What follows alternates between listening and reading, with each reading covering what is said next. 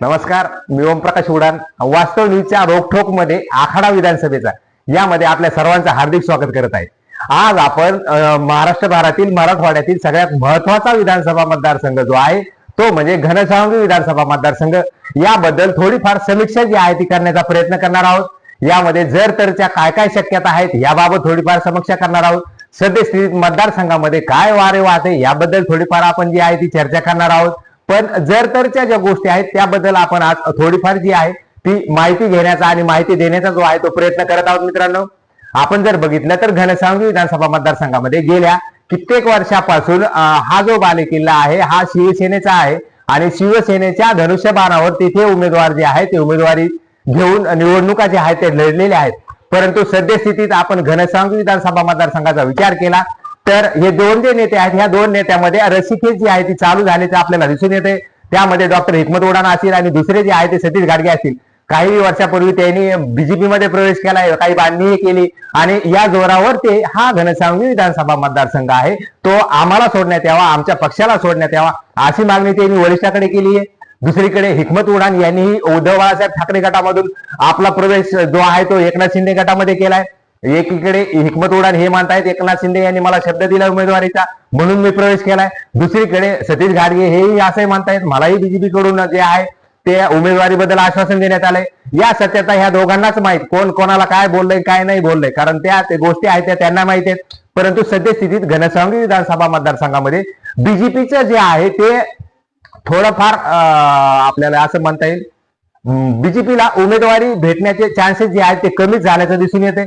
कारण घनसावंगी विधानसभा मतदारसंघामध्ये हा मतदारसंघ अजित पवारांच्या घड्याळीला सुटतोय की एकनाथ शिंदे यांच्या धनुष्यबाणाला, या दोघांमध्ये स्पर्धा जी आहे ती चालल्याचं दिसून येते. काल मिळालेल्या माहितीनुसार महाराष्ट्रभरामधील घनसावंगी मतदारसंघ आणि नाशिक मतदारसंघ या दोन्ही मतदारसंघामध्ये चुरस निर्माण झाली. हे तिन्ही नेते एकनाथ शिंदे, देवेंद्र फडणवीस आणि अजित पवार यांची चर्चा चालू आहे. अजित पवार यांचं असं म्हणणं आहे की नाशिक किंवा घनसावंगी ह्या दोन्ही पैकी एक मतदारसंघ हा जो आहे तो मला सुटावा, माझी उमेदवारी तेथे देण्यात यावी. दुसरीकडे जर आपण बघितलं जर हिकमत उडान यांना एकनाथ शिंदे यांनी जर शब्द दिला असेल तर एकनाथ शिंदेच्या गटाला घनसावंगी विधानसभा मतदारसंघ हा बाणासाठी सुटायला पाहिजे अशीही आहे. परंतु ह्या ज्या आहेत याबद्दलच्या शक्यता ज्या आहेत त्या आपण बघूया. पर हे जे दोन्ही नेते आहेत घनसावंगी विधानसभा मतदारसंघामध्ये सतीश घाटगे आणि हिकमत उडान गेल्या 2 दिवसापासून मुंबईची वारीमध्ये ते तिथं स्थान मांडून बसले आहेत. दुसरीकडे कार्यकर्ते असे म्हणतायत आता आमचे जे आहेत नेते हे उमेदवारीच घेऊन वापस येणार आहेत. परंतु याबद्दलच्या काय काय शक्यता आहेत, काय काय होऊ शकतं, कारण राजकारण म्हणलं राजकारणामध्ये कुठलीही गोष्ट अशक्य नाही. ती दिवसा नाहीये, रात्री नाही, पहाटेही नाहीये. कारण येणे काळ जो आहे तो राजकारणामध्ये कुठलीही गोष्ट अशक्य नाही. राजकारणात वेळ प्रसंगी काहीही होऊ शकते.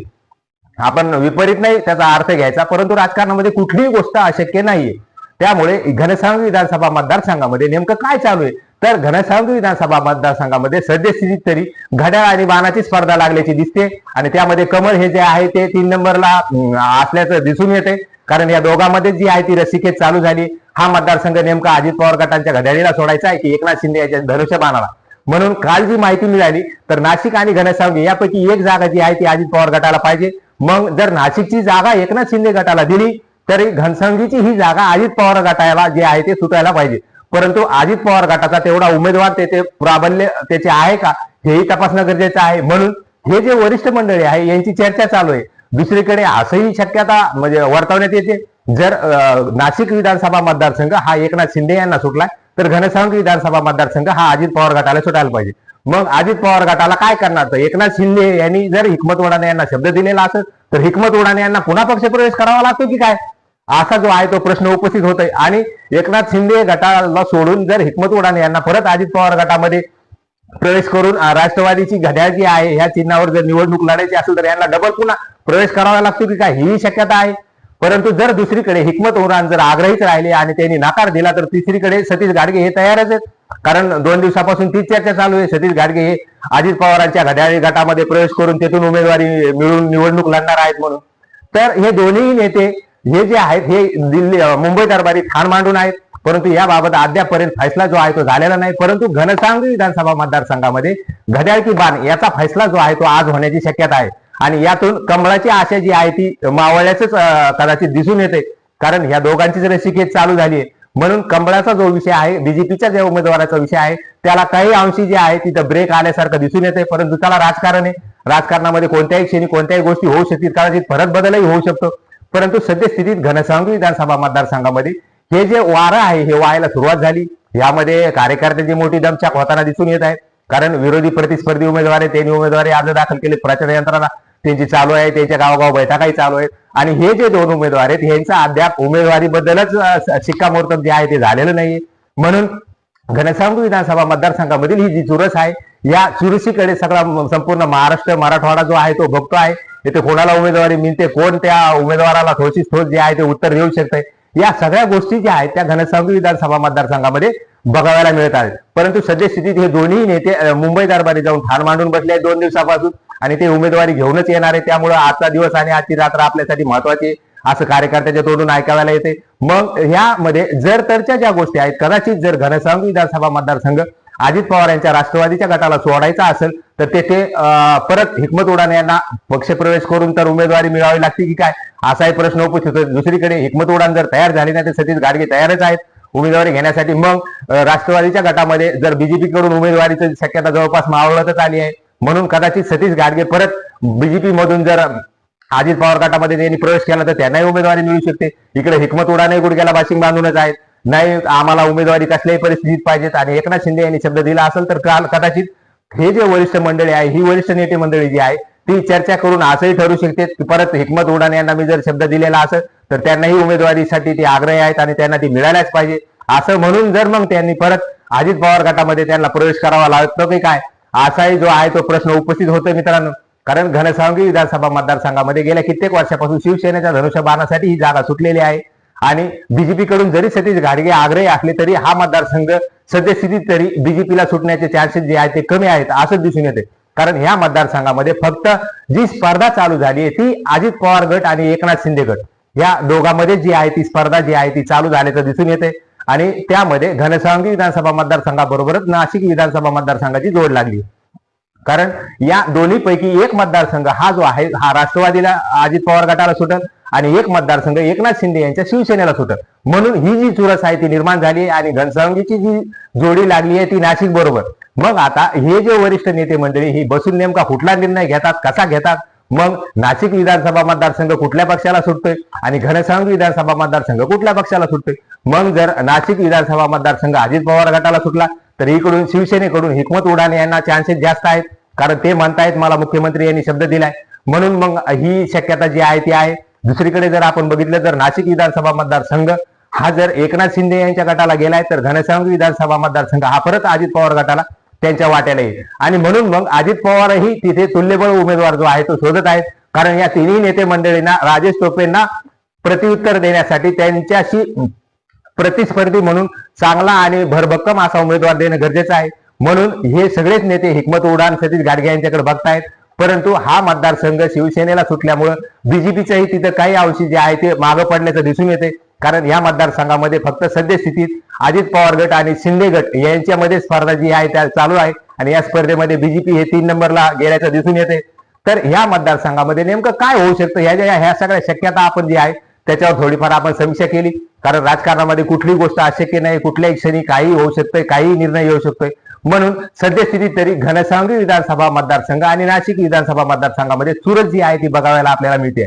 मग घनसावंगी विधानसभा मतदारसंघ हा नेमका एकनाथ शिंदे यांच्या गटाला सुटतोय, अजित पवार यांच्या गटाला सुटतोय का दोघांच्या मध्ये परत बीजेपीला सुटतोय, याबाबत मात्र सद्यस्थितीत प्रश्नचिन्ह उपस्थित होत आहे. मित्रांनो, येणाऱ्या काही दिवसामध्ये निवडणुकीसाठी दिवस कमी आहेत, प्रचार करायचा आहे, आणखी वेगवेगळ्या नेत्यांच्या सभा घ्यायच्यात, ग्रामस्थांच्या भेटी घ्यायच्यात, गावागावामध्ये जाऊन भेटी घ्यायच्यात. आणि असे हे जर नेते 2-2, 3-3 दिवस जर मुंबई दरबारी ठार मांडून बसले तर इकडे मतदारसंघामध्ये काय परिस्थिती होईल काय नाही याबाबतही प्रश्नचिन्ह आहे. म्हणून सद्यस्थितीत घनसावंगी विधानसभा मतदारसंघ आणि नाशिक विधानसभा मतदारसंघामध्ये चुरस जी आहे ती लागल्याचं आपल्याला दिसून येते. मग घनसावंगी विधानसभा मतदारसंघ हा नेमका कुठल्या गटाला सुटतोय, अजित पवार यांच्या राष्ट्रवादीला सुटतोय की एकनाथ शिंदे यांच्या धनुष्यबाणाला, याबाबत प्रश्नचिन्ह उपस्थित आहे. परंतु याबाबतचा फैसला जो आहे तो आज जे आहे ते होण्याची शक्यता आहे. मग हा मतदारसंघ अजित पवार गटाला सुटतोय की एकनाथ शिंदे गटाला, याबाबत कदाचित आज जो आहे तो फैसला होण्याची शक्यता आहे. परंतु दुसरीकडे आपण जर बघितलं तर ह्या दोन्ही जे नेते आहेत, ह्या नेते मंडळीचे जे कार्यकर्ते आहेत त्यांची घालमेल जी आहे चालू आहे. कारण कुठलीच गोष्ट जी आहे ती क्लिअर नाहीये. आपल्याला आपल्या पक्षाचा प्रचार करायचा आहे का इतर पक्षाचा करायचा आहे, की आपली महायुती आहे मग महायुतीच्या उमेदवाराचा करायचा आहे, की आपल्याला अपक्ष निवडणूक लढायची, याबाबत सगळे कार्यकर्ते जे आहेत ते संभ्रमावस्थेत आहेत. आणि मतदारसंघामध्ये याची मोठ्या चवीने चर्चा होते, कारण विरोधकाची तयारी जी आहे ती जोरदार चालू आहे आणि आपल्या उमेदवाराबद्दल आतापर्यंत शिक्कामोर्तबच झालं नाही, म्हणून कार्यकर्त्यामध्ये ही घालमेल चालू आहे. जनताही संभ्रमावस्थेत आहे. उमेदवारी नेमकी कोणाला भेटते याबाबतच प्रश्नचिन्ह आणखी जे आहे ते उमटत आहे, त्याबद्दलच फैसला जो आहे तो झालेला नाही. म्हणून घनसावंगी मतदारसंघाची ही जी चुरस आहे, हा जो आखाडा आहे मोठा रंगताना दिसत आहे आणि घनसावंगी मतदारसंघाची ठिकठिकाणी चर्चा होताना दिसत आहे.